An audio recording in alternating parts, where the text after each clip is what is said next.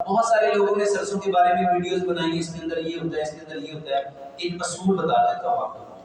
मेरे मोहतरम भाइयों, बहुत सारे लोगों ने सरसों के बारे में बताया, इसके अंदर एक ऐसा एसिड पाया जाता है जो दिल के पट्टों को कमजोर करता है। मान लेते हैं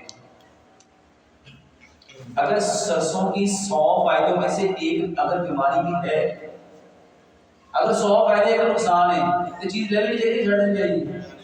और भाई अगर उसमें कोई एक दो बीमारी भी है ना, जो तेल आप खा रहे हो उससे तो वो करोड़ दर्जे फिर भी बेहतर है।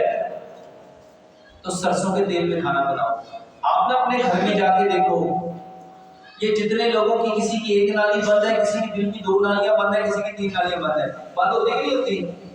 और डॉक्टर फौरन क्या कहते हैं, क्या कराओ, स्टड करवाओ, बाईपास कराओ।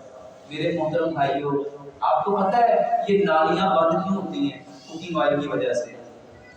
और देखना चाहते हो कैसे बंद होती हैं? अपने घर जो जाके किचन पे दीवार पे हाथ फेरो, और पे क्या आएगा?